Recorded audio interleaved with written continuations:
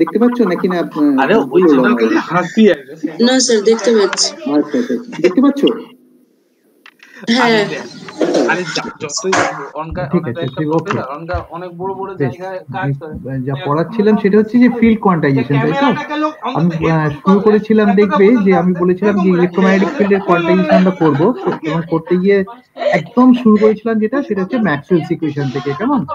Maxwell's equation without source. এবং তারপরে আমি যেটা করেছিলাম যে ইলেকট্রোম্যাগনেটিক ফিল্ডের যে ইলেকট্রিক ফিল্ড এবং ম্যাগনেটিক ফিল্ড কম্পোনেন্ট আছে তাদেরকে আমি স্লেটার ডিকম্পোজিশন মেথডে একটা গেস করেছিলাম, বা রাদার অ্যাসিউম করেছিলাম। কেমন? সেই অ্যাসাম্পশনটা হয়তো তোমাদের কাছে এখন যদিও মনে হতে পারে যে এটা হঠাৎ করে ফেলে দেওয়া, অর্থাৎ যেমন curl of E A equal to K H A পড়ে যায়, এবং curl of H A equal to K E A, এই যে ব্যাপারটা ছিল, অর্থাৎ কিনা স্লেটার ডিকম্পোজিশন।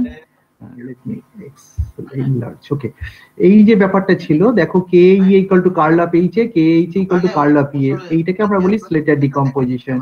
অর্থাৎ এইটাকে ইউজ করে তারপরে আমরা জাস্ট ভেক্টর অ্যালজেব্রা করে finally we arrived at this equation যে এইচ এ এবং কে এ এইগুলো কিরকম হবে বলতো? তারা হবে অর্থনর্মাল বেসিস ভেক্টর টাইপের একটা জিনিস হবে।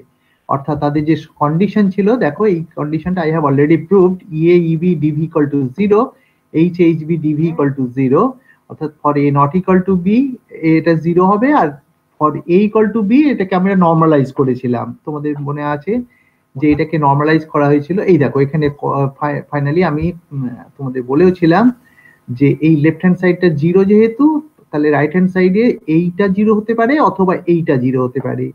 যদি বি ইকুয়াল টু এ হয়, বি ইকুয়াল টু এ হলে এটা নিজেই 0 হবে, সুতরাং এই ইন্টিগ্রালটা নন জিরো। কেমন? এটা আমি বলেছিলাম।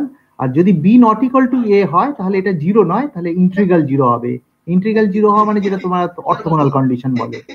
কিন্তু এট দ্য সেম টাইম যদি বি ইকুয়াল টু এ হয় তাহলে কি হবে বলতো? এই যে ইন্টিগ্রালটা এটা নট ইকুয়াল টু 0 হবে, এবং এইটাকেই আমি বলেছিলাম যে let us choose as unity, যার ফলে ইএ ইবি ডিভি এটাকে ডেল্টা এবি করে পরবর্তীকালে লেখা হয়েছে। দেখো ডেল্টা এবি, এবং ঠিক similarly H H B equal to delta AB.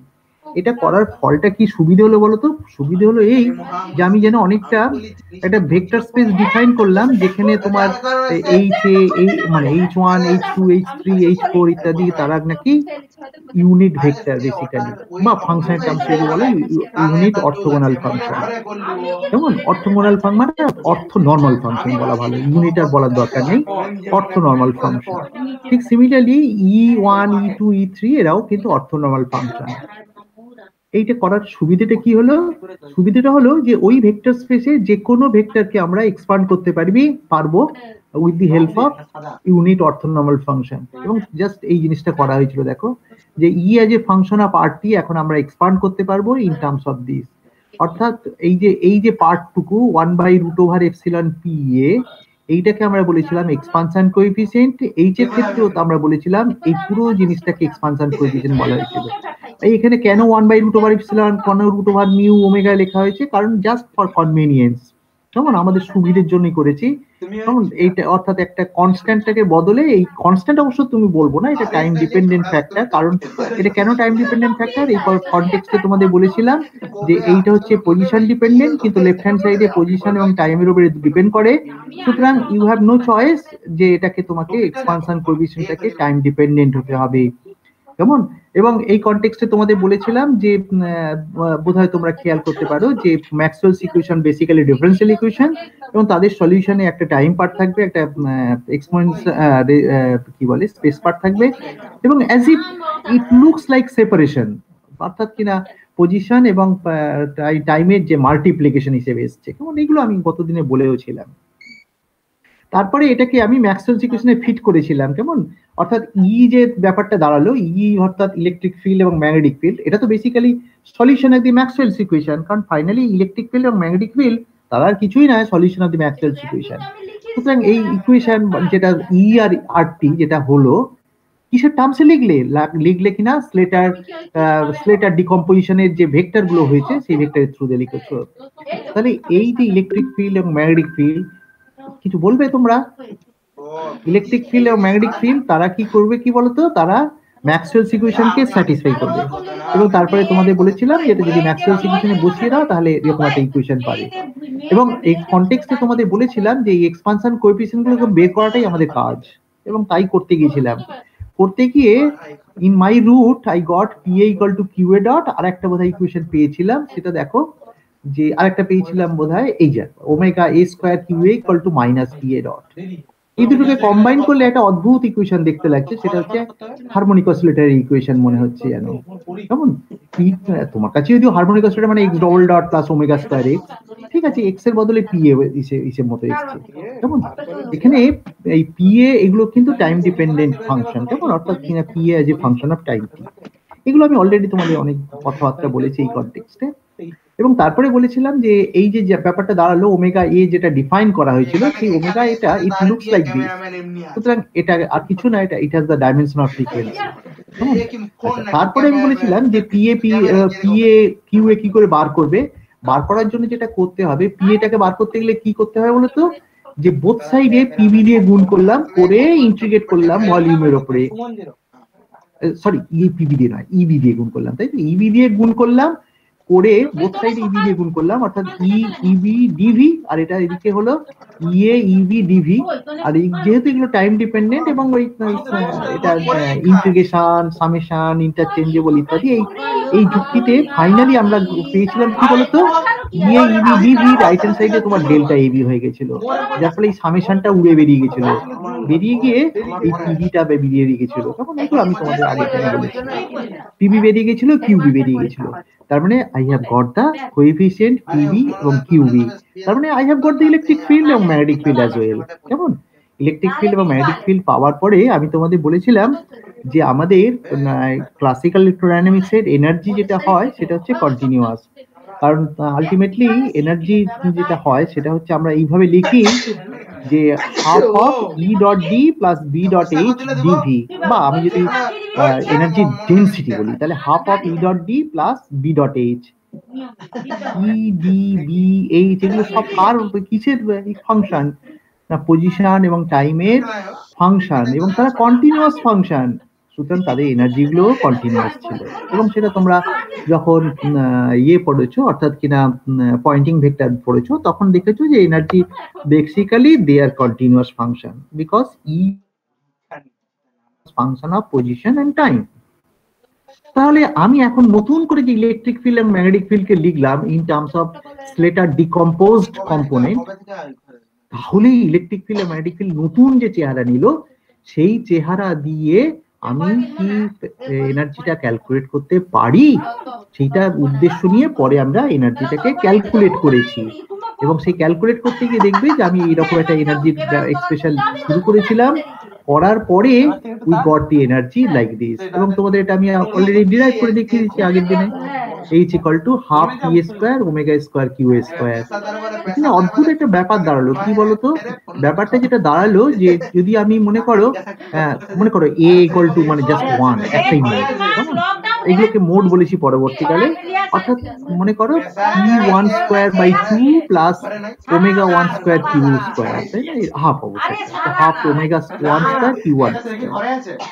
এটা কিসের হ্যামিল্টনিয়ান? এটা হ্যামিল্টনটা হচ্ছে harmonic oscillator with frequency omega 1 এবং তার মাসটা হচ্ছে ইউনিট মাস, অর্থাৎ এটা একটা এমন একটা হারমোনিক অসিলেটর যার ইউনিট মাস এবং ফ্রিকোয়েন্সি হচ্ছে omega 1।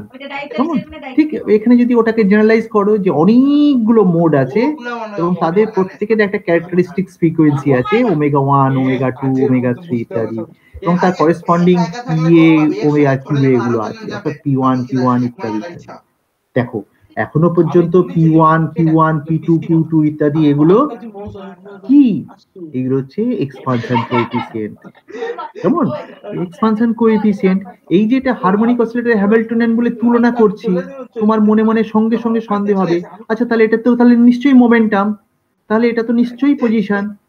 Yes, you are correct, কিন্তু সেটা আমার প্রমাণ করার দায়িত্ব আমার আছে, অর্থাৎ এটা যে পজিশন এবং মোমেন্টাম সেটা আমি প্রমাণ করব কি করে না, আমাদের যে উদ্দেশ্য সেটা হচ্ছে হ্যামিল্টন ইকুয়েশনে এটা ফিট করছি কিনা দেখে নেওয়া, অর্থাৎ হ্যামিল্টন ইকুয়েশনে পজিশন এবং momentum they are canonically conjugate variable, এবং ক্যানোনিক্যালি কনজুগেট ভেরিয়েবল বলে তারা তোমার কি করবে, হ্যামিল্টন ইকুয়েশনটা মেনে চলবে। হ্যামিল্টন ইকুয়েশনটা মেনে চলছে কিনা দেখার জন্য আমি just P A dot equal to করলাম, P A dot equal to minus del H del Q A, এটা হ্যামিল্টন ইকুয়েশন। এটা থেকে দেখা যাচ্ছে যে এখানে যদি ডেল এইচ ডেল কিউ এ করো, ডেল এইচ ডেল কিউ এ করার অর্থ কি, এটা হাফটা এখানে একটা 2 বেরিয়ে আসবে, হাফকে কেটে দেবে, কেটে দিয়ে কি করবে বলতো, যেটা করবে minus omega, because minus sign is sitting here, minus omega A square Q. কেমন?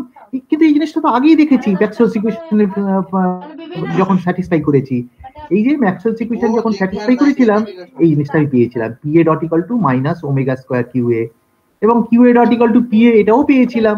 তাহলে এখান থেকে দেখতে পাচ্ছি Q A dot equal to P এও পাচ্ছি। সুতরাং আমরা তার মানে কি প্রমাণ করলাম বলতো, প্রমাণ করলাম এই যে they are canonically conjugate variable এবং they can be identified as position and momentum as well. যখনই পজিশন এন্ড মোমেন্টাম বলে দিলাম তখন আমি খুব স্মার্টলি বলতে পারবো এই হ্যামিল্টনিয়ানটা বেসিক্যালি হারমোনিক অসিলেটরের Hamiltonian, because this is momentum, this is position.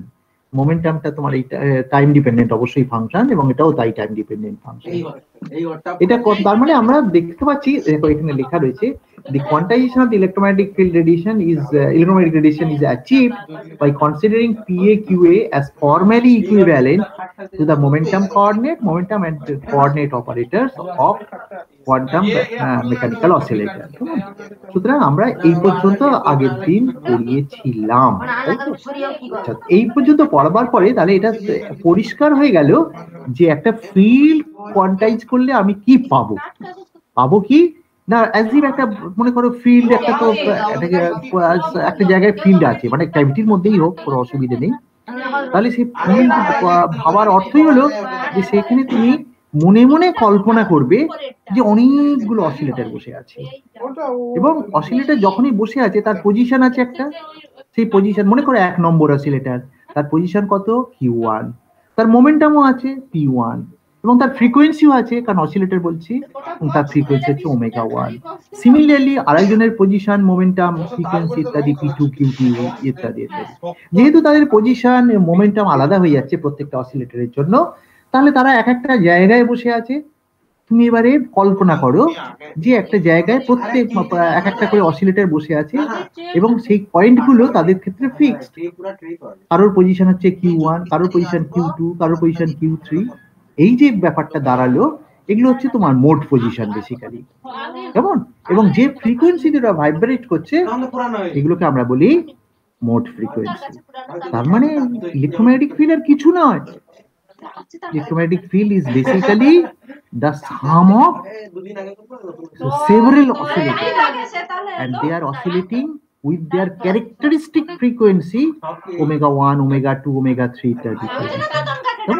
এবং তার করেসপন্ডিং এনার্জি কত? এনার্জি হচ্ছে হাফ ইনটু, মানে এটাকে অবশ্য কোয়ান্টাইজ করবো যখন, অবভিয়াসলি কোয়ান্টাইজ করতে গেলে আমাদের যেটা করতে হয়, হারমোনিক অসিলেটর তোমরা অলরেডি কোয়ান্টাইজ করেছো, যেটা p square by twice m plus half omega square x square করে, যে একটা হারমোনিক অসিলেটরের জন্য finally you got cross h omega a dagger a plus half বলে পড়ে করা হয়েছে নাকি? আচ্ছা আচ্ছা, যাকে তার ইকুইভ্যালেন্টলি আমি এটার মধ্যে আর যাচ্ছি না, কারণ তোমরা অলরেডি ইন্ট্রোডিউস যে কি এইগুলোকে বলে ক্রিয়েশন অপারেটর, এটাকে অ্যানিহিলেশন অপারেটর বলে। তোমরা বোধহয় এরকম ভাবে ডেফিনিশন দিয়েছিলে 1/2 m, এখানে m = 1, কেমন? m = 1 হওয়ার ফলে m এর এখানে অ্যাপিয়ারেন্স নেই, নাহলে তোমরা m টা এখানে লিখে দিতে হবে। a dagger = omega l ql ইত্যাদি, al = this, অর্থাৎ এটা হারমিশিয়ান কনজুগেট হচ্ছে এইটা, বা উল্টোটাও সত্যি, কেমন? অর্থাৎ যেভাবে আমরা annihilation operator, creation operator define করেছিলাম in our harmonic oscillator classes, তাহলে ঠিক একইভাবে আইডেন্টিক্যালি এখন আমার কাছে কিছুই নয়, ফিল্ড থিওরি মানে বেসিক্যালি হারমোনিক অসিলেটরের অ্যালজেব্রা, এবং হারমোনিক অসিলেটর অ্যালজেব্রা তোমরা অলরেডি করতে অভ্যস্ত তোমাদের কোয়ান্টাম মেকানিক্যাল ক্লাসে, কোয়ান্টাম মেকানিক্স ক্লাসে। সুতরাং সেই অ্যালজেব্রাটাই তোমরা ফলো করছো, সেই ফলো করে ফাইনালি উই গট যে মোমেন্টামটাকে আইডেন্টিফাই করতে পারো in terms of L dagger ইত্যাদি। কি করে পাবে না, এই এখান থেকে জাস্ট পেয়ে যাবে। অর্থাৎ যদি তুমি মাইনাস করো, এটা just you have to check it, L dagger minus L যদি সরি প্লাস এল যদি করো তাহলে এটা কেটে যাবে বোধহয়, কারণ সব ফ্যাক্টর গুলো একই। যখন এটা কেটে যাবে তখন কিউ এলটা পেয়ে যাবে। ঠিক যখন এল ড্যাগার মাইনাস এল করবে তখন পিএলটা পাবে, ইত্যাদি ইত্যাদি। এগুলো তো খুব এলিমেন্টারি অ্যালজেব্রা। দেখো পিএলটা দেখো এল ড্যাগার মাইনাস এল করেছে, কিউএলটা এটা, এগুলো তোমাদের অলরেডি করাও আছে দেখবে যে পিএল এবং ফাইনালি যেটা পাও সেটা হচ্ছে এনার্জিটা দিস। এটা সারপ্রাইজিংলি দেখো এনার্জিটা H equal to cross H omega L, L dagger L plus half হয়ে গেছে। অর্থাৎ এনার্জি এখন কার উপরে ডিপেন্ড করবে, কারণ এটা একটু ডিসক্রিট, কারণ ফ্রিকোয়েন্সি যেহেতু ওমেগা 1 ওমেগা 2 ওমেগা 3 ইত্যাদি হবে, তাহলে এর এনার্জি গুলো ডিসক্রিট হবে। কারণ এটা তার মানে একটাতে হবে cross H omega 1 A1 dagger A1 plus এগুলো সব এনার্জি বলবো না, এটা এনার্জি হ্যামিল্টনিয়ান অপারেটর বেসিক্যালি। এটা this is the Hamiltonian operator. Energy করতে গেলে তোমাকে অবভিয়াসলি কি করতে হবে, এক্সপেকটেশন। এবং ফাইনালি তোমরা কি পাও বলো এনার্জিতে, cross H omega n plus half. এনটাকে কি বলো তোমরা, নাম্বার বলো, তাই তো? আমিও তাই ওই রকম ভাবেই বলবো পরবর্তীকালে একটু এগিয়ে গিয়ে। তাহলে দেখো যেগুলো এন এর এবারে এনটা কি কি ভ্যালু হতে পারে, n equal to 0 1 2 3 ইত্যাদি হতে পারে, কারণ ওগুলো ডিসক্রিট। তোমরা অলরেডি হারমোনিক অসিলেটর পড়াশোনায় দেখেছো যে হারমোনিক অসিলেটরের যদি তুমি ক্লাসিক্যাল হারমোনিক অসিলেটর ভাবো তার এনার্জি কন্টিনিউয়াস, কিন্তু যখন কোয়ান্টাম মেকানিক্যাল অসিলেটর ভাবো তখন কিন্তু তার এনার্জিটা কন্টিনিউয়াস নয়, সেগুলো ডিসক্রিট। এখানে তো হারমোনিক অসিলেটর, সুতরাং এখানে প্রত্যেকটা হারমোনিক অসিলেটর বসে আছে এবং তাদের প্রত্যেকটা এনার্জি ডিসক্রিট এনার্জি। সুতরাং basically you are getting discrete energy এবং প্রত্যেকে না ফিল্ড কোয়ান্টাইজেশন করার পরে, তার মানে কোয়ান্টাইজ ফিল্ডের যে এনার্জি হবে সেটা কিন্তু ডিসক্রিট, যেমন অর্থাৎ দিস ইজ কোয়ান্টাম থিওরি, তাই তো? সুতরাং ফিল্ডটা কোয়ান্টাইজ করলে আলটিমেটলি যেটা পাবে সেটা হচ্ছে লট অফ হারমোনিক অসিলেটর।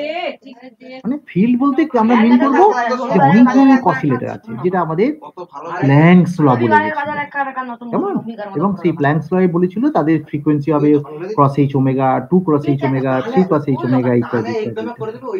এখানে তাই হয়ে যাচ্ছে হিসেব মতো বিভিন্ন অসিলেটর আছে, তাদের বিভিন্ন ফ্রিকোয়েন্সি দ্বারা অসিলেট করছে। আচ্ছা, যেহেতু হ্যামিল্টনের তৈরি করে ফেলেছি, তাহলে আমাদের পরবর্তী কাজ হচ্ছে যে আমি তার করেসপন্ডিং আইগেন স্টেটটাকে তৈরি করতে হবে। আইগেন স্টেট না তৈরি করতে পারলে তুমি তো কিছু ক্যালকুলেট করতে পারবে না, কেমন? কারণটা হচ্ছে যে তোমাকে এক্সপেকটেশন ভ্যালু বের করতে হবে তোমার বিভিন্ন অপারেটরের জন্য। এখন তোমার কাছে অপারেটর মানে কিন্তু ফিল্ড অপারেটর, কেমন? এ ড্যাগার এগুলো কি বলবে, অ্যানাইলেশন অপারেটর, ক্রিয়েশন অপারেটর, কিন্তু দেয়ার আর ফিল্ড অপারেটর, কেমন? আগে তোমরা ফিল্ড অপারেটর বলতে না, এ অপারেটর এ ড্যাগার অপারেটর বলতে, এখন কিন্তু তোমাদের কাছে এগুলো ফিল্ড অপারেটর। কেন বলো তো? কারণটা হচ্ছে এ আর এ ড্যাগার এই অপারেটর গুলো বেসিক্যালি আলটিমেটলি তোমার কিসের সাথে জড়িত, তারা ইলেকট্রোম্যাগনেটিক ফিল্ডের সাথে জড়িয়ে আছে। কারণ ইলেকট্রোম্যাগনেটিক ফিল্ড, দেখো ইলেকট্রোম্যাগনেটিক ফিল্ড যখন লিখবে E field is equal to basically এখানে যখনই পি এর ভ্যালুটা লিখবে, পি এ মানে কি, পিএ মানে তোমার একটু আগে বললাম, পিএ মানে এইটা হচ্ছে পিএ, অর্থাৎ পিএ হচ্ছে কত, এ ড্যাগার মাইনাস এ জড়িয়ে আছে, বুঝছো? এই যে পিএ মানে এ ড্যাগার মাইনাস এ, তার মানে এটা electric field is proportional to momentum operator, ঠিক আছে? Electric field is proportional to momentum operator. এইবার তোমাকে যদি বলি আচ্ছা মোমেন্টামকে ডিফারেন্সিয়েট করলে কি হয়, তুমি তো বলবে সঙ্গে সঙ্গে যে বেসিক্যালি ফোর্স হয়। আমি যদি বলি ইলেকট্রিক ফিল্ডকে ডিফারেন্সিয়েট করলে কি হবে, ইলেকট্রিক ফিল্ডকে ডিফারেন্সিয়েট করলে টাইমের রেসপেক্ট অবশ্য বলবে টাইম ভ্যারিং ইলেকট্রিক ফিল্ড মানেই তো ম্যাগনেটিক ফিল্ড। তার মানে এই পিএ ডট তাহলে কি হবে বলো তো, সেটা কি করবে, সেটা দেবে ইলেকট্রিক ফিল্ড। এক্স্যাক্টলি তাই তো, পিএ ডট ইকুয়াল টু কি হবে, P A dot equal to minus omega square A omega A square Q A ছিল, তাই না? দেখো P A dot is equal to minus omega A square Q A, এই minus ফাইনাস গুলো এখন আমি ভাবছি না, মাইনাস বা ওমেগা স্কয়ারে ভাবছি না। তার মানে PA dot is proportional to Q A basically, আমার কথা বুঝতে পারছো? PA dot is proportional to mathematically তোমাদের কাছে পরিষ্কার, PA dot is proportional to Q. PA dot কোত্থেকে পাবে আমি তোমাদের বললাম, পিএ ডট কোত্থেকে পাবে, বেসিক্যালি পিএ ডট পাবে, সরি আমি ভুল করলাম এখানে বলতে হবে। আচ্ছা পিএ, এটা তো পিএ, পিএ ডট মানে কি, ইলেকট্রিক ফিল্ড কে ডিফারেন্সিয়েট করতে হবে, করলে কি হবে ম্যাগনেটিক ফিল্ড পাবে, বেসিক্যালি ম্যাগনেটিক ফিল্ড মানে কিউ এ, বুঝতে পেরেছো? তার মানে electric field is proportional to momentum operator আর magnetic field is proportional to position operator. বুঝতে পারছো? তোমার কাছে এই পজিশন আর মোমেন্টাম অপারেটর, তার বদলে তো এ আর এ ডাগারে শিখেছে। এ আর এ ডাগার তার মানে কিসের সাথে রিলেটেড, ইলেকট্রিক ফিল্ড এবং ম্যাগনেটিক ফিল্ডের সাথে রিলেটেড। এই জন্য আমরা সবসময় বলি এগুলোকে ফিল্ড অপারেটর বলবো এবার থেকে ভবিষ্যতে। তোমার কাছে এখন অ্যানিলেশন অপারেটর, ক্রিয়েশন অপারেটর ঠিকই, কিন্তু দে আর বেসিক্যালি ফিল্ড অপারেটরস, কেমন? সুতরাং ফিল্ড অপারেটর। তাহলে আমার এই যে ওয়েভ ফাংশন আমার যেটা বার করতে চলেছি, হ্যাঁ কেমন, সেটাকে তাহলে আমি কি বলবো বলতো, যে আমার তো অনেকগুলো হারমোনিক অসিলেটর আছে এবং তাদের এনার্জি কি, সাম অফ অল এনার্জি, সেটা আমি অলরেডি তোমাদের দেখালাম। এটা হচ্ছে sum of all energies is the energy of the harmonic oscillator বা ফিল্ডের যে এনার্জি, প্রত্যেকটা অসিলেটরের এনার্জি যোগফলকে আমরা ফিল্ড এনার্জি বলি।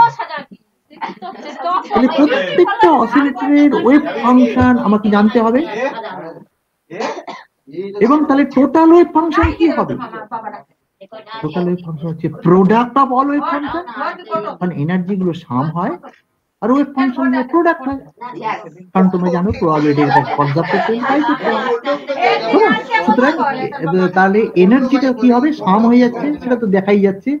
তাহলে ওয়েভ ফাংশন কি হবে, প্রত্যেকটা ইন্ডিভিজুয়াল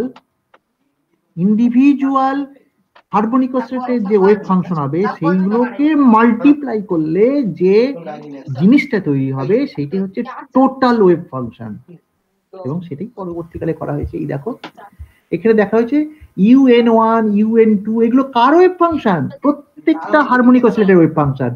যে হারমোনিক অসিলেটর মনে করো 1 নম্বর অসিলেটর, 2 নম্বর অসিলেটর, 3 নম্বর অসিলেটর করে করে প্রত্যেকটা ওয়েভ ফাংশন হচ্ছে UN1, কারণ এগুলো তোমার কি এটা টাইম ডিপেন্ডেন্ট নয়, কিন্তু এটা হচ্ছে তোমার স্পেস পার্টটা হচ্ছে কেবল, যার পরে ইউ ফাংশন দিয়ে লেখা হয়েছে। তাহলে এই জিনিসটাকে আমরা এই ফর্মে লিখলাম, তার মানে এটাকে আমরা এই নোটেশন অনুযায়ী এটাকে কি বলে, এটা প্রোডাক্ট। এই যে যেটা লিখেছে না পাইয়ের মতো, এটা লেখা হয়েছে L equal to 1 to n, কেমন, অর্থাৎ UNL, এইটা হচ্ছে প্রোডাক্ট হিসেবে মতো। এই যে ওয়েভ ফাংশনটা হলো টোটাল ওয়েভ ফাংশনটা। আচ্ছা দেখো এইবারে যদি তুমি একটা পার্টিকুলার হারমোনিক অসিলেটর ভাবো, 1 নম্বর অসিলেটর, তার এনার্জি কত, cos h omega 1, মানে এনার্জি বলবো না, হ্যামিল্টনিয়ান বলবো, cos h omega 1 A1 dagger A1 plus half। তার ওয়েভ ফাংশন কি না UN1, সেটি হচ্ছে তার ওয়েভ ফাংশন, কেমন? তাহলে সে কার উপরে কাজ করবে, UN1 এর উপরে কাজ করবে, বাকিদের উপরে কি কাজ করবে না, করবে না, কারণ প্রত্যেকটা ফাংশন এখানে অর্থোগোনাল ফাংশন। সুতরাং ও শুধুমাত্র φN1 এর উপরেই কাজ করবে, এবং সেই জিনিসটাই পরের লাইনে করা হয়েছে। দেখো এল ড্যাগার যখন কাজ করবে শুধু UNL এর উপরে কাজ করবে, করে যেটা তৈরি করবে √NL+1 UNL+1, এটাকেই তোমরা বলো তো রেইজিং অপারেটর বা ক্রিয়েশন অপারেটর, তাই না? এরকম বলো যে এটাকে বলো তোমরা ক্রিয়েশন অপারেটর বলো, এবং ক্রিয়েশন, এই যে ক্রিয়েশন অপারেটর এটাকে বলো অ্যানাইলেশন অপারেটর। অর্থাৎ এ কি করছে দেখো, আগে ছিল যেন NL মানে এটাকে আমরা বলি photon number, as if it is raising one photon, যার ফলে এটাকে বলা হয় রেইজিং অপারেটরও বলা হয় অনেক সময়, বা ক্রিয়েশন অপারেটর বলা হয়, অর্থাৎ ফোটন ক্রিয়েট করছে। এটার ক্ষেত্রে কি হবে, এটার ক্ষেত্রে ফোটন অ্যানহাইলেট করছে।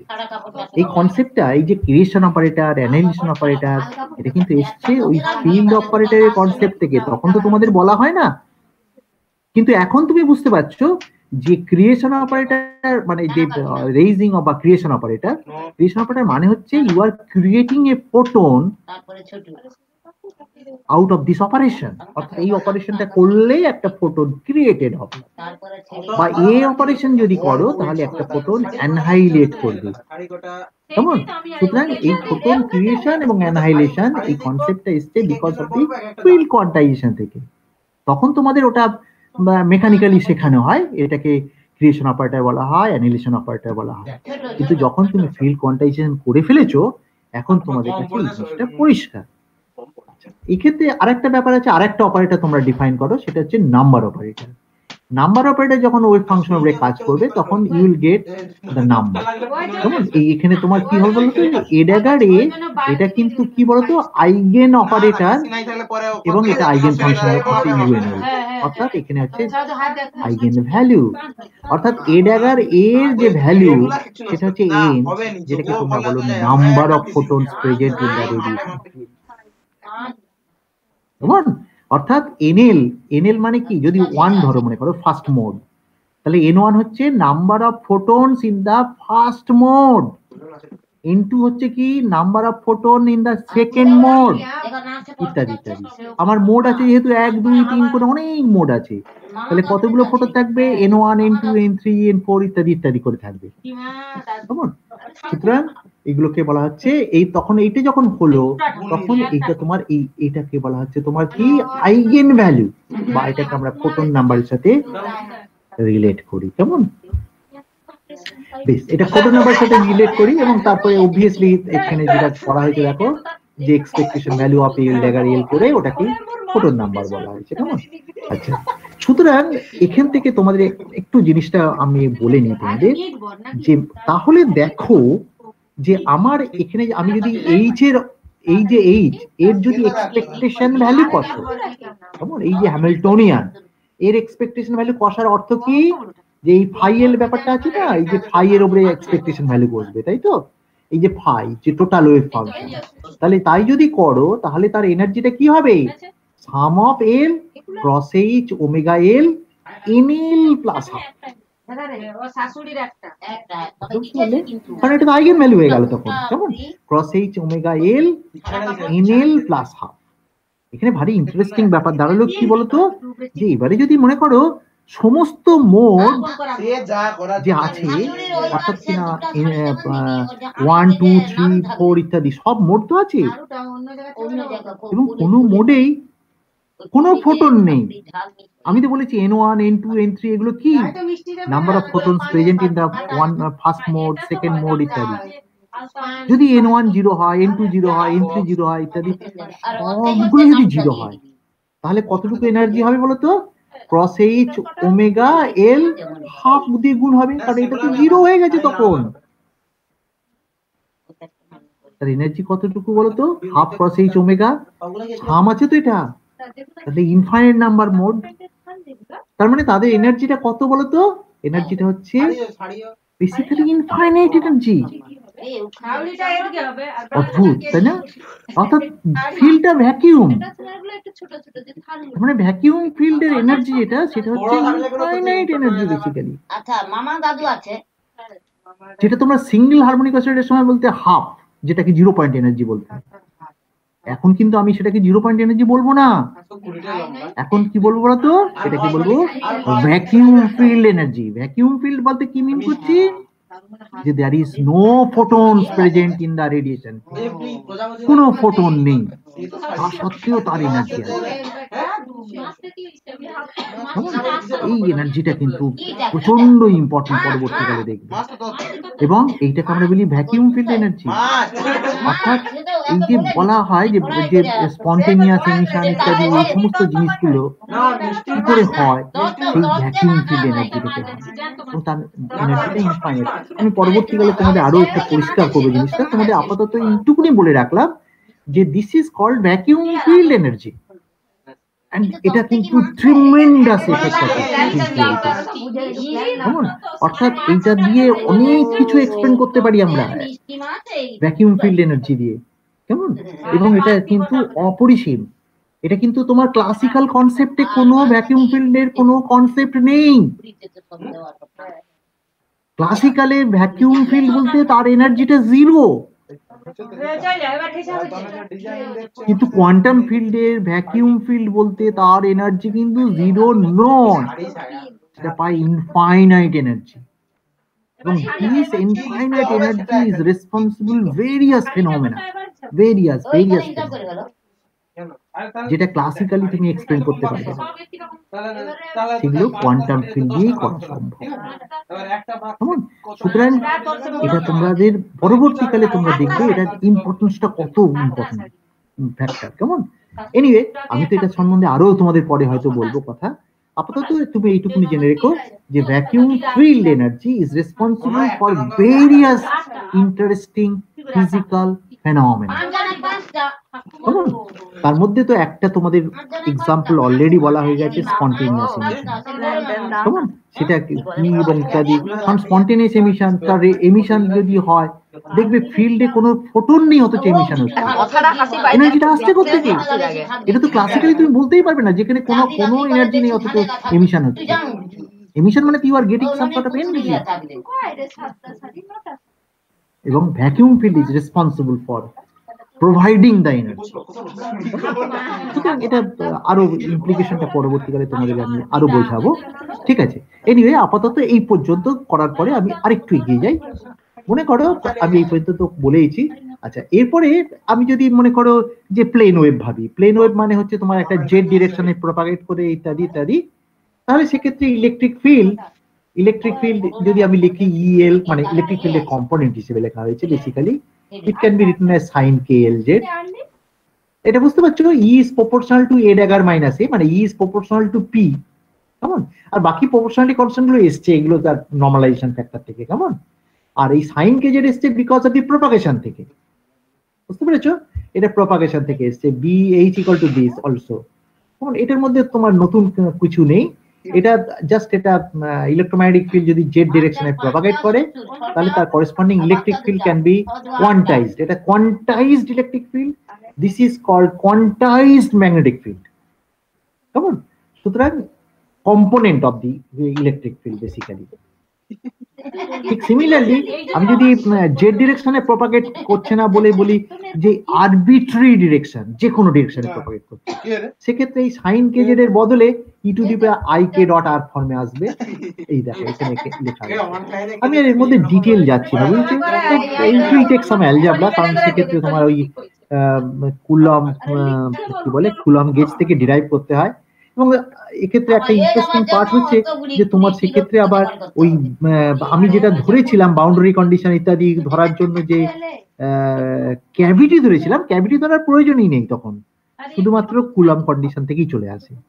আমি ঠিক আছে, যদি আমি সময় পাই আমি নিশ্চয়ই করে দেবো এই ডিরাইভেশনটা, কিন্তু এটা খুব একটা টাফ কিছু নয়।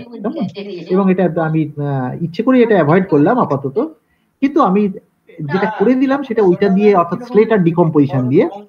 স্লেটার ডিকম্পোজিশন ইজ নট নেসেসারি। কেমন? সে শুধু কুলম গেজ কন্ডিশন থেকেই ডিরাইভ করা যায়। তখন আমরা স্লেটার ডিকম্পোজিশন করলাম আমাদের কনভিনিয়েন্সের জন্য, আর কিছু না, অন্য কোনো ব্যাপার না। আচ্ছা, আমি আরেকটু এগোবার আগে তোমাদের আমি একটু মানে কষান দিতে চাই, অর্থাৎ একটু তোমাদের সাবধান করে দিতে চাই। সাবধানটা কি বলতো? সাবধানটা হচ্ছে এই যে আমি তোমাদের বলেছিলাম যে আমরা এই যে ইন্ট্রোডাকশনটা দিলাম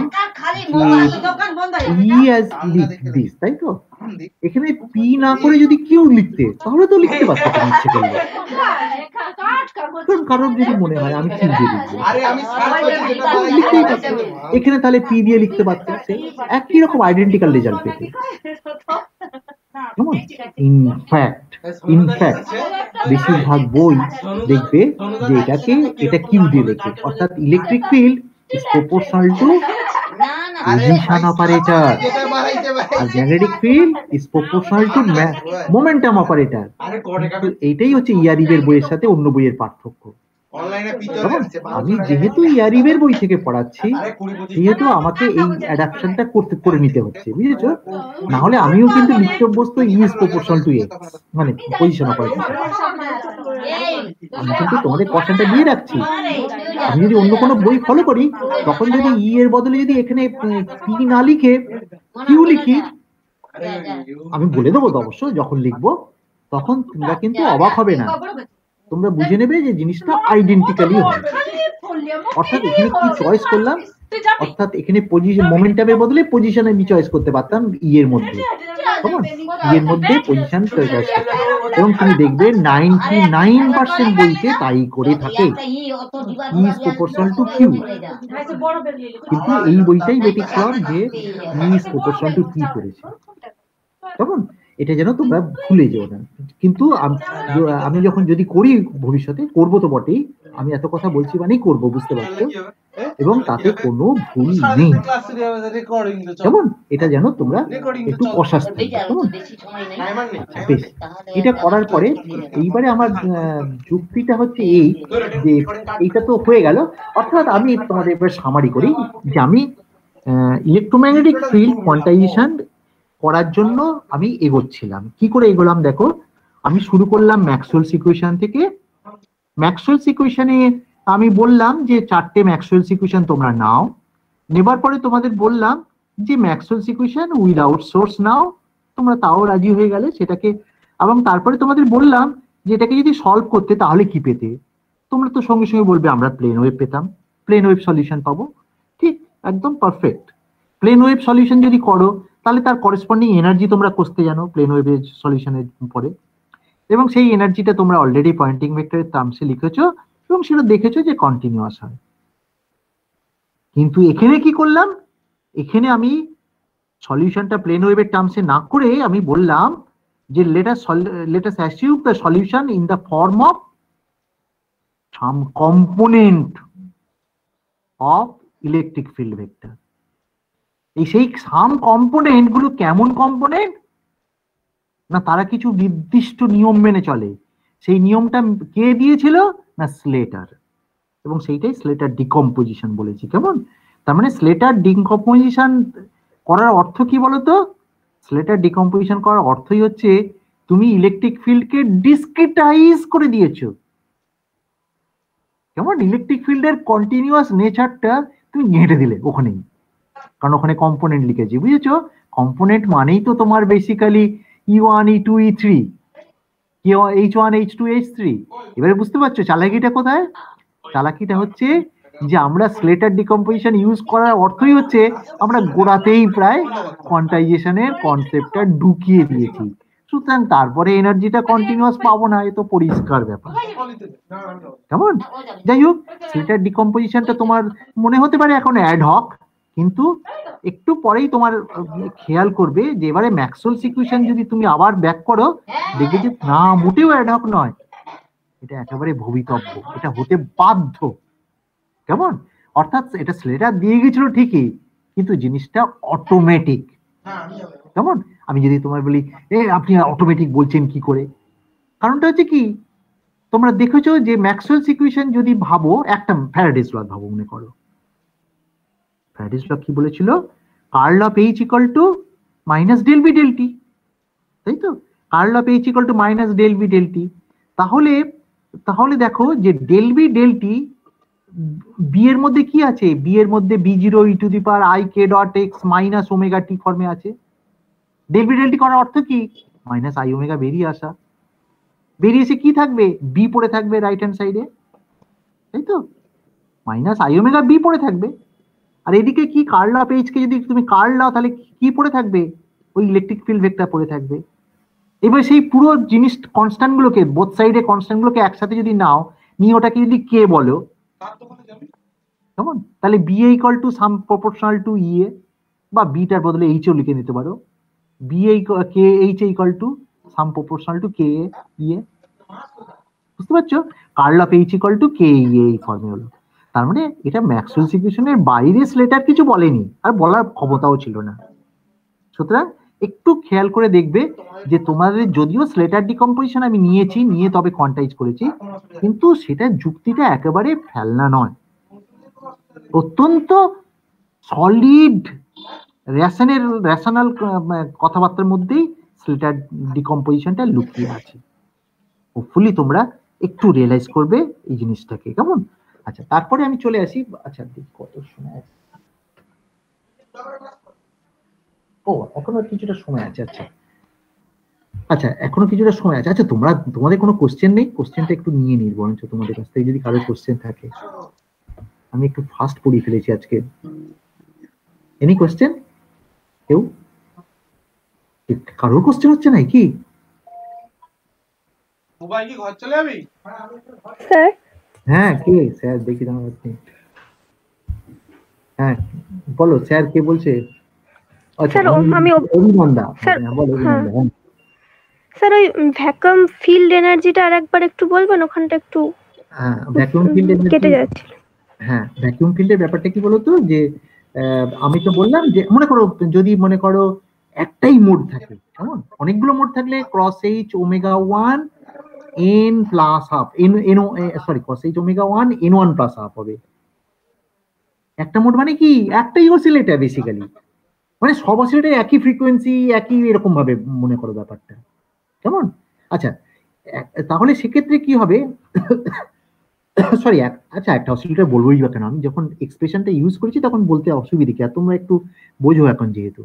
আচ্ছা অভিনন্দন শোনো, আমি বললাম যে এনার্জিটা কি হবে, cross H omega L N L plus half এল এর উপরে সাম, পরিষ্কার?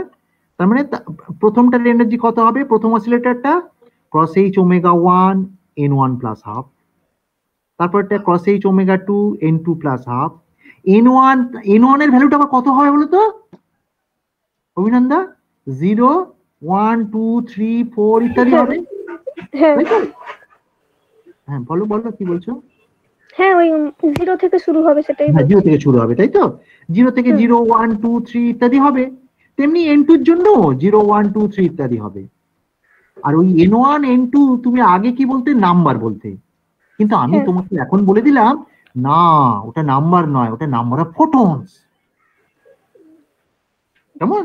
Number of photon. এবারে আমি যদি বলি যে there is no photons present in the field, তাহলে n1 এও কোনো ফোটন থাকবে না, n2 তেও ফোটন থাকবে না, কোনোতেই ফোটন নেই।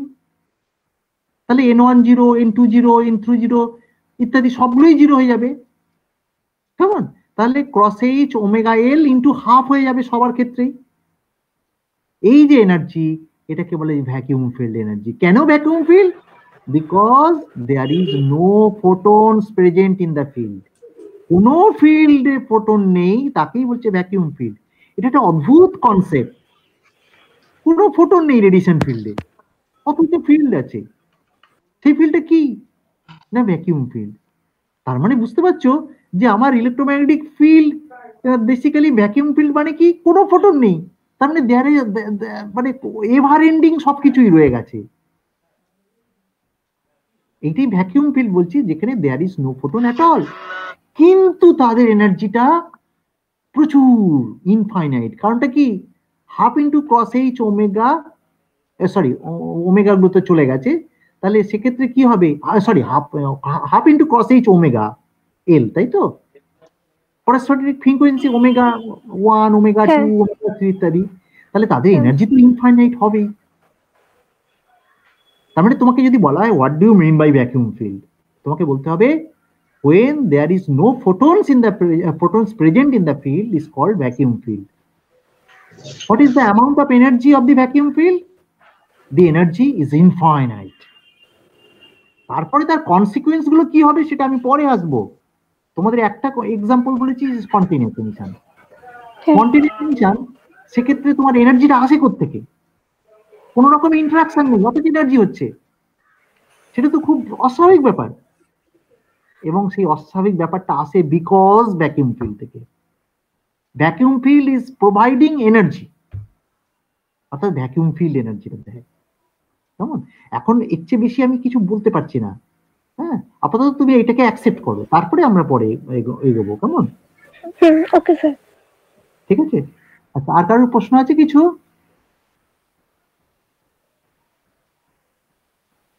নেই তো? বেশ।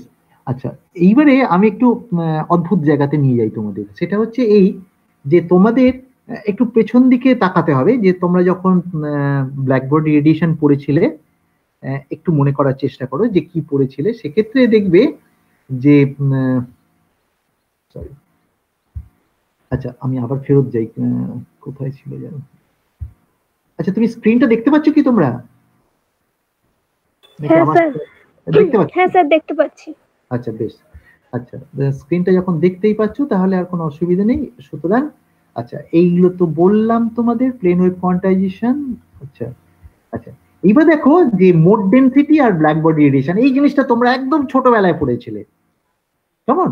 সেটাকে আবার এটাকে আমরা মনে করিয়ে দিতে চাইছি, কেমন? কারণ আমরা যে এই কনসেপ্টটা যে তোমাদের ক্ষেত্রে কি হয়েছিল বলতো, তোমরা মানে হিসেব মতো পিছন থেকে শুরু করেছিলে।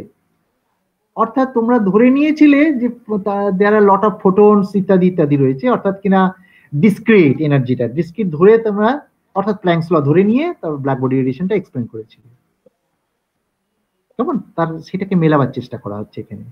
কি করে মেলাচ্ছি দেখো, দেখো যে এক্ষেত্রে যখন ব্ল্যাক বডি তোমরা পড়েছিলে, just you recall, black body radiation যখন পড়েছিলে তখন দেখবে মাস্টারমশাই তোমাদের বলেছিলেন যে ওখানে যে রেডিয়েশনটা আছে সেই রেডিয়েশনটা কি হয়, যখন দেওয়ালে গিয়ে লাগছে, দেওয়ালে গিয়ে লাগার ফলে মানে সেখানে জিরো জিনিসটা তৈরি হয়, অর্থাৎ কিনা বাউন্ডারি কন্ডিশন বলে একটা কথা হয়, অর্থাৎ ই টু দি পাওয়ার।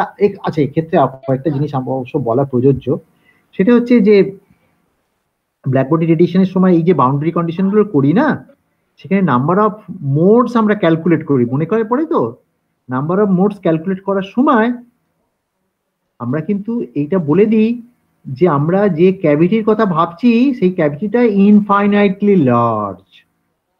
এটা মাস্টারমশাই বলে দেন বিএসসি ক্লাসে, তোমাদের বুঝতে তখন বেশ কষ্ট হয়, এটা ক্যাভিটি আবার ইনফাইনাইটলি লার্জ, এইসব কথাটার অর্থ কি? কিন্তু মাস্টারমশাইয়ের কিছু করার নেই তখন, তখন তো তোমাদের তার চেয়ে বেশি কিছু বলতেও পারেন না। কিন্তু এখন তোমরা অনেকটা বড় হয়ে যাওয়ার পরে এই জিনিসগুলো তোমরা বুঝতে পারো যে কেন। দেখো আমি যদি একটা একটা ফাইনাইট ডাইমেনশনের ক্যাভিটি ভাবি, মানে একটা ছোট্ট গর্ত, কেমন? সেই গর্তের মধ্যে কতগুলো মোড আছে সেটা আমি ক্যালকুলেট করতে গেলে আমাকে সঙ্গে সঙ্গে বলবে তুমি, আচ্ছা এটা ক্যাভিটির জিওমেট্রিটা কেমন, এটা কি স্পেরিক্যাল না সিলিন্ড্রিক্যাল নাকি রেক্টাঙ্গুলার? ক্যাভিটি তো একটা ডাইমেনশন আছে, ক্যাভিটি কেমন কেমন সেটা, কেমন সেটা স্পেরিক্যাল হতে পারে, কেমন সেটা রেক্টাঙ্গুলারও হতে পারে, সেটা সিলিন্ড্রিক্যালও হতে পারে, কেমন? সুতরাং এবারে ক্যাভিটির ডাইমেনশনের উপরে ডিপেন্ড করে তোমার নাম্বার অফ মোডস ক্যালকুলেট করতে হবে, বুঝতে পারছো? অর্থাৎ যদি ক্যাভিটি যদি ছোট হয় তাহলে তোমাকে বলতে হবে what type of cavity you are considering to calculate the number of modes. কিন্তু যদি মনে করো একটা ইনফাইনাইট বড় একটা ক্যাভিটি হয়, তাহলে সেই ক্যাভিটিটা আয়তাকার হলো নাকি বৃত্তাকার হলো, বৃত্তাকার বলবো না, স্পেরিক্যাল, স্পেরিক্যালে বাংলা কি বলে ওটাকে, ওটাকে কি বলে ওটাকে, স্পেরিক্যালে বাংলা কি বলে, স্ফেয়ারের বাংলা স্ফেয়ার কি, স্ফেয়ারের বাংলা কি? গোলাকৃতি, বেশ ঠিক আছে, ফুটবলের মতো গোলক। গোলক। আচ্ছা স্যার স্ফেয়ার, গোলক। কিন্তু তোমরা বোঝো, বাংলা বলার দরকার নেই আর, ঠিক আছে স্পেরিক্যাল, কেমন?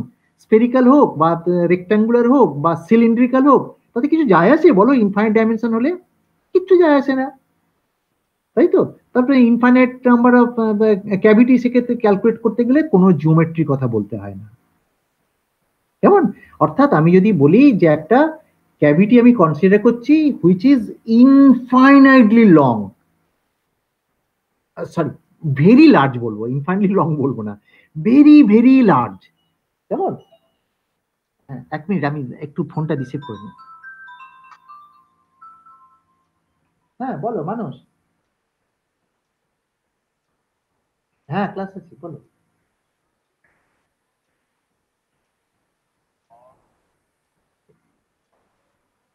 টিভি?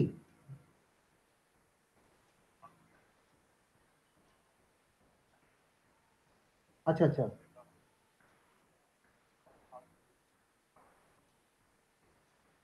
ঠিক আছে ঠিক আছে, ওটা তুমি একটা মেল করে দাও, হ্যাঁ মেল করে দাও তাহলে ঠিক আছে। হ্যাঁ হ্যাঁ তাড়াতাড়ি জানলেই হবে, ঠিক আছে, হ্যাঁ ঠিক আছে, হ্যাঁ ঠিক আছে, আমি দুদিন চালিয়ে দেবো, তাই তো? ঠিক আছে, হ্যাঁ ঠিক আছে।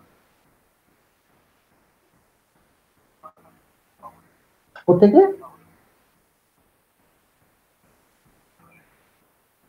ও আচ্ছা আচ্ছা, ঠিক আছে, ওটা আমি তোমায় জানিয়ে দেবো, সেটা আমি করে দেবো। ঠিক আছে, না না, সেটা তুমি করবে, আমি তোমায় বলে দেবো সঙ্গে সঙ্গে। ঠিক আছে, ওকে, বেশ, সাবধানে থেকো তাহলে। ঠিক আছে, আমি একটু পরে কথা বলবো।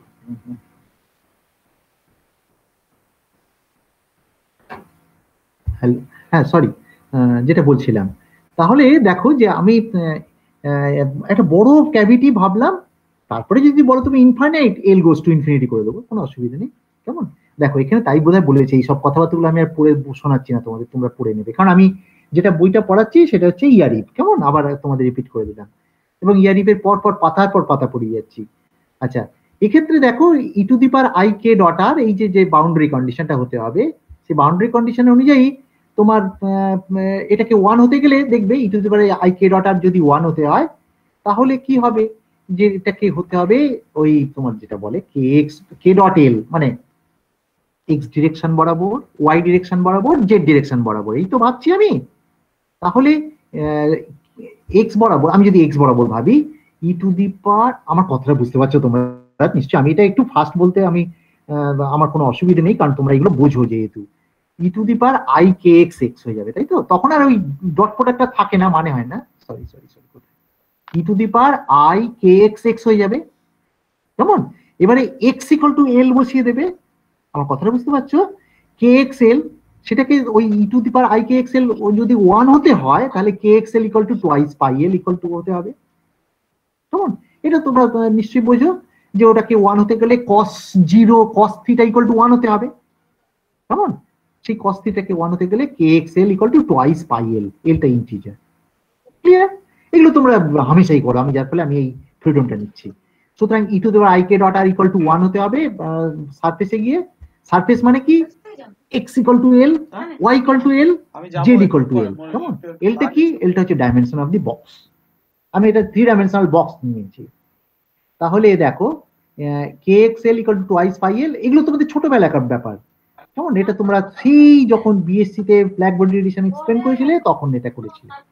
kxl equal to twice pi l, kyl equal to twice pi m, kzl equal to twice pi m, কেমন? যেখানে l m n ইন্টিজার, কেমন? l টা হচ্ছে কি, length of the box, kx টা কি, this is the wave vector along x, along y, along z, কেমন? আচ্ছা, তাহলে দেখো যে এইটা করার পরে আমরা জানি kx ky kz এগুলো ওয়েভ ভেক্টর, এবং দে আর রিলেটেড উইথ, তারা রিলেট করে কাদের সাথে না, ভেলোসিটি অফ দি ওয়েভ। অবশ্যই এখানে রেডিয়েশন যখন বলছি তখন ভেলোসিটিটা তোমার লাইট ভেলোসিটি, কেমন? সেই লাইট ভেলোসিটির সাথে যদি তুমি কম্পেয়ার করো, এই K C equal to omega হয়, এবং তার সঙ্গে যেহেতু মিডিয়াম আছে, তাহলে এপসিলন বাই এপসিলন জিরো, এটাকে তোমরা নর্মালি কি বলো, এটাকে বলো রিফ্র্যাক্টিভ ইন্ডেক্স খুব সম্ভবত, তাই তো, মানে জাস্ট এটাকে এন দিয়ে লেখো তোমরা, আমি আর ওর মধ্যে যাচ্ছি না। Omega square C square epsilon by epsilon zero, এটা কে স্কয়ারের সাথে সমান, কেমন? আবার কে স্কয়ার, যেহেতু এটা 3 ডাইমেনশনাল কেস নেওয়া হয়েছে, মানে কম্পোনেন্ট অনুযায়ী K X K Y K Z, তাহলে this should be K X square K Y square K Z square equal to K square, বুঝতে পেরেছো? তাহলে দেখো আমি ভাবতে পারি যে এবারে কি হবে, দেখো DK x decay Y decay Z, আমি যদি একটা স্মল ভলিউমের কথা ভাবি, কি ভলিউম, না আমি তো এখানে, আমি কোথায় আছি, আমি আছি ওয়েভ ভেক্টর স্পেসে, মানে কে স্পেসে, তোমরা যেটাকে বলে মোমেন্টাম স্পেস। অবশ্য মোমেন্টাম আর ওয়েভ ভেক্টর একটা ফ্যাক্টর দিয়ে গুণ মাত্র, তোমরা বোঝো, কে স্পেস মানে হচ্ছে বেসিক্যালি মোমেন্টাম স্পেস, কারণ cross H K equal to momentum, সেটা তোমরা বোঝো। সুতরাং আমি কে স্পেসে আছি মানে মোমেন্টাম স্পেসে আছি, বেসিক্যালি এটা component of the momentum in some sense, px py pz basically, এগুলো তোমরা বোঝো। সুতরাং এই যে ব্যাপারটা দাঁড়ালো যে কে X K Y K Z, তার মানে মোমেন্টাম স্পেস বেসিক্যালি, বা ওয়েভ ভেক্টর স্পেস বলো, আমার কোনো অসুবিধা নেই, ওয়েভ ভেক্টর স্পেসই বলছি আমি, মোমেন্টাম যেহেতু লিখিনি। ওয়েভ ভেক্টর স্পেসে তোমার যদি তুমি 3 ডাইমেনশনাল ওয়েভ ভেক্টর স্পেস ভাবো, অবভিয়াসলি তার একটা এক্স কম্পোনেন্ট, একটা ওয়াই কম্পোনেন্ট, একটা জেড কম্পোনেন্ট আছে, তখন অর্থাৎ তার সেই বরাবর কি কি আছে, কে X K Y K Z, তোমরা যেমন এক্স ওয়াই জেড লিখতে অভ্যস্ত, তেমনি কে X K Y K Z. তাহলে এই ওয়েভ ভেক্টর স্পেসে যদি একটা স্মল ভলিউম কল্পনা করো, সেই ভলিউমটা কত হবে?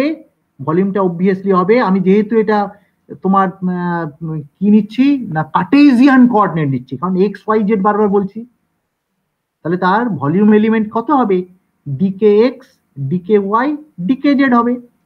So this is the volume element in 3-dimensional space, তাই তো?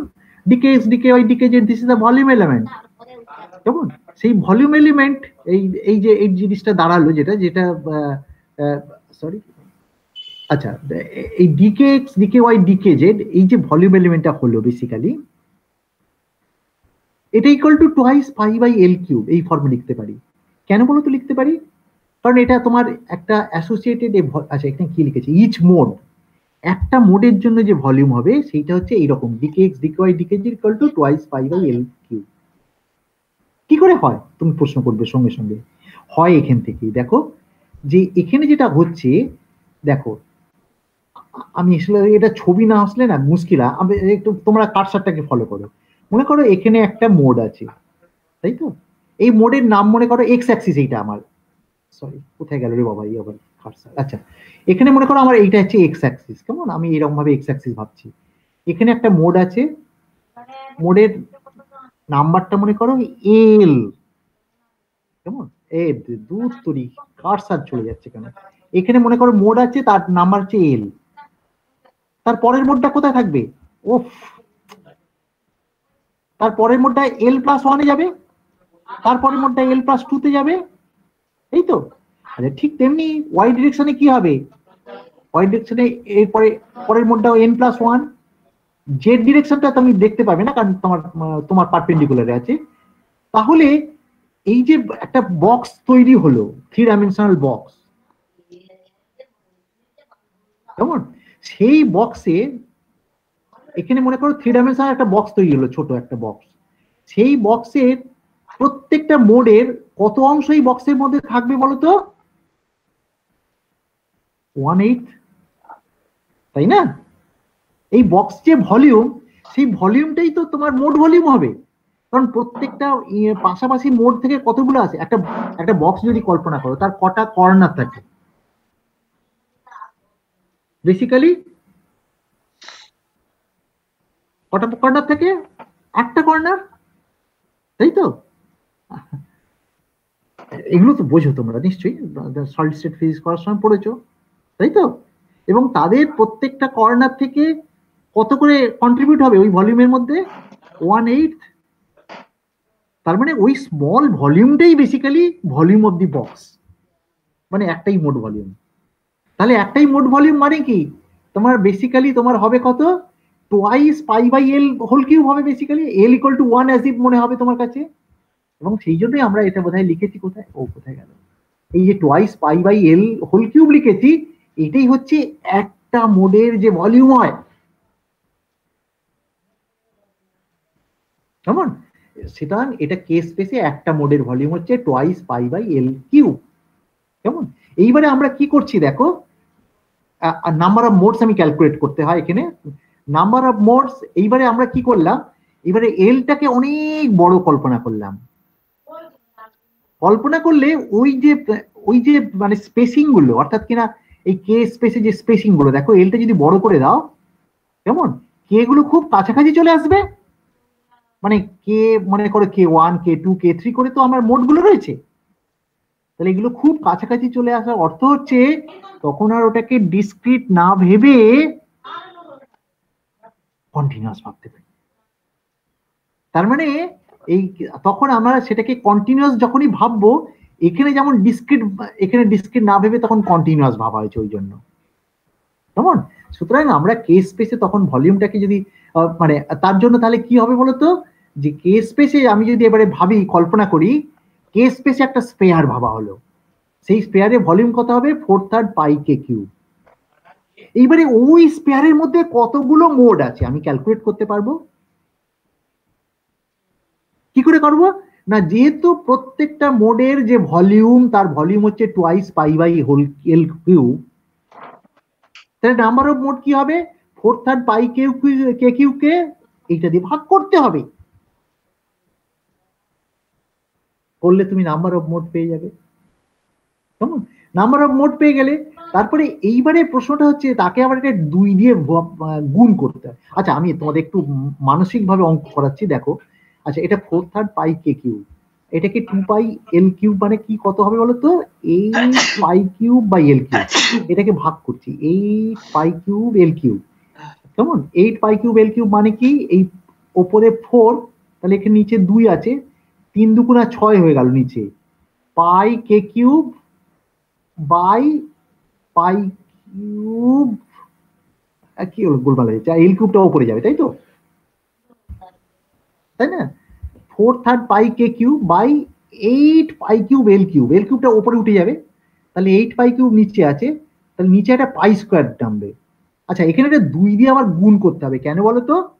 কারণটা হচ্ছে কে যে আছে, কে তো ওয়েভ ভেক্টর বেসিক্যালি। কেমন? কে এর তোমার দুটো পসিবল পোলারাইজেশন হতে পারে, ওয়েভ ভেক্টর বা তার কে ডিরেকশনটা পোলারাইজেশন ডিরেকশন। কেমন? সুতরাং কে এর দুটো পসিবল পোলারাইজেশন হতে পারে। আমি যদি জেড ডিরেকশনের প্রপাগেশন হচ্ছে ভাবি, রেডিয়েশন ফিল্টার মানে ক্যাভিটির মধ্যে যে রেডিয়েশন ফিল্ডটা আছে, তাহলে তার ডিরেকশনটা যদি জেড ডিরেকশনে প্রপাগেট করে, তাহলে ইলেকট্রিক ফিল্ডটা কোথায় থাকবে? এক্স ওয়াই প্লেনে থাকবে। It may be either x direction or may be y direction. এই যে অ্যাম্বিগুইটি, এই অ্যাম্বিগুইটির জন্য একটা 2 ফ্যাক্টর চলে আসবে, সেই 2 ফ্যাক্টর দিয়ে গুণ করতে হবে। 2 ফ্যাক্টর গুণ হওয়ার ফলটা কি হবে বলতো? 2 ফ্যাক্টর গুণ হওয়ার ফলে এই 4 আর 2 এই যে গুণ হয়ে 8 হলো, আর নিচে এই 8 দিয়ে ভাগ হয়ে যাবে, করলে দেখবে নাম্বার অফ মোডসটা এইটা আসছে, k cube l cube by 3 pi square. তাহলে এর মধ্যে কোনো জটিলতাও নেই, আর কোন রকম মানে খুব বুদ্ধিদীপ্ত কিছু ব্যাপার নেই, জাস্ট এটা ডিভিশন করা, আর কিচ্ছু না।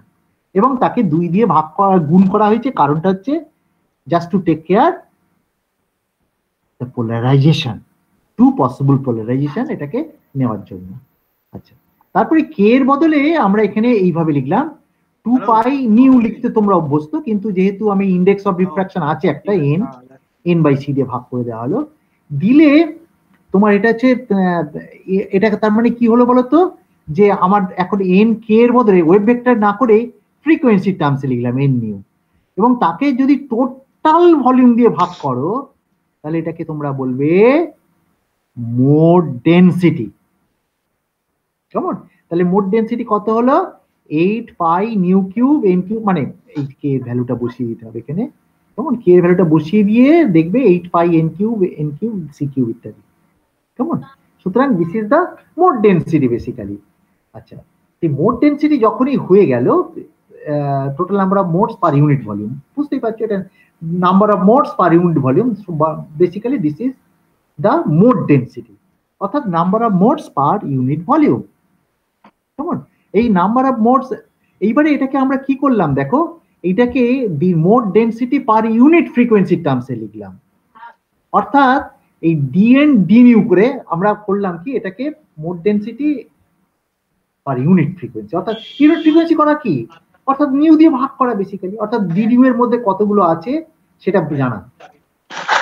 তোমাদের আগেই বলেছিলাম যে what I mean by density of states, number of states, এখানে নাম্বার অফ স্টেটস মানে নাম্বার অফ মোডস। যেমন আগে যেটাকে স্টেট বলছিলাম, মোডস তো একটা স্টেট বেসিক্যালি। কেমন? সুতরাং number of states per unit volume যেমন আগে বলছিলাম, এখন আমি এখানে বলছি, এখানে এখানে number of modes per unit volume বলছিলাম, সেইটাকে number of modes per frequency হিসেবে ভাবছি, অর্থাৎ আমার ডিডিউ এর মধ্যে কতগুলো মোডস আছে পার ইউনিট ফ্রিকোয়েন্সিতে, অর্থাৎ জাস্ট এটা টেকনিক্যাল, এটাকে করলে আলটিমেটলি যেটা হবে, এটা ডিফারেন্সিয়েট করলে এই ফর্মটা হবে 8 pi nu square n cube by c cube. কেমন? সুতরাং 8 pi nu square n cube c cube p nu হচ্ছে, this is the mode density. কেমন? এরপরে এর সাথে আমরা কি করি, এর সাথে একটা এবারে এনার্জি, অ্যাভারেজ এনার্জিটা ক্যালকুলেট করা হয়, করে আলটিমেটলি যেটা তোমরা পাও সেটাই হচ্ছে তোমার, এইটা হচ্ছে তোমার কি বলতো, এটা হচ্ছে 0 পয়েন্ট এনার্জির জন্য, মানে ফিল্ড 0 পয়েন্ট ফিল্ডের জন্য এনার্জি, আর বাকি প্রত্যেক এই যে ব্যাপারটা দাঁড়ালো এই ক্যালকুলেশন এটা আমার ক্যালকুলেট করে দেওয়া হলো না গো, তো এটা ক্যালকুলেট না করলে। আচ্ছা, এইটা তার মানে এই বস্তুটি তোমরা বুঝতেই পারছো প্ল্যাঙ্কস ল বেসে হাজির হয়ে গেছে, এনার্জি, অ্যাভারেজ এনার্জি।